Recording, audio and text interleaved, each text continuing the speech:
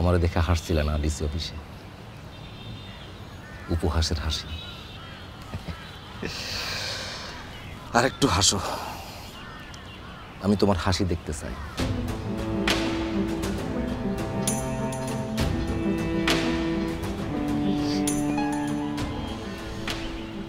আমি চাইলে এই ভিডিও বাজারে ছাইরা দিতে পারি, আর তুমি যদি চাও যে না সারি, তাহলে কি করতে হবে তুমি তো বুঝতে পারতেছো।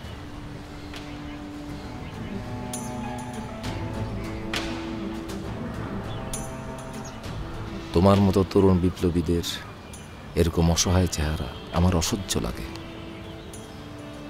তুমি কি এখন আমার সাথে কথা বলতে পারবা নাকি? বুঝছি তুমি আজকে নেগোসিয়েশনের মুডে নাই। যাও,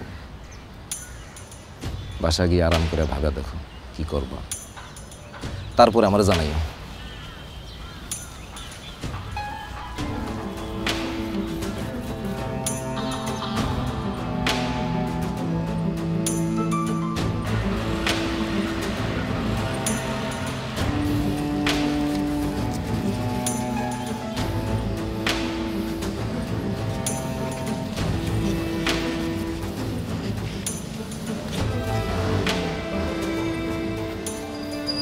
লিলি, বারান্দায় আসো।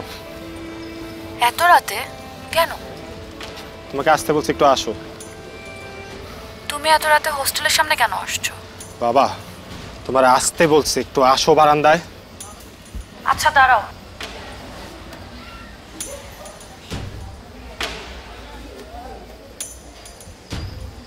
আসছি। কি হয়েছে, এত রাতে আসছো হোস্টেলের সামনে? লিলি, তোমার ওই 10-12 বছরের পুরানা বান্ধবী আমাদের ইন্টিমেট মোমেন্টগুলা সবগুলা হিডেন ক্যামেরায় রেকর্ড কইরা ডাবলুর হাতে তুইলা দিছে। কি বলতেছো তুমি এগুলা? যা শুনতেছো তাই। এখন এখন আবার পাপেট বানায় রাখবে, যা বলবে তাই করতে হবে।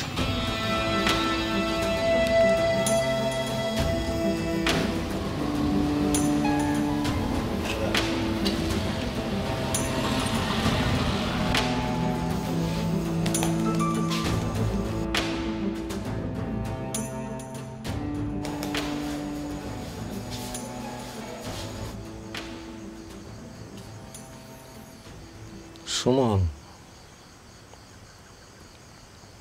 তোমার জন্য আমার খুব খারাপ লাগতেছে।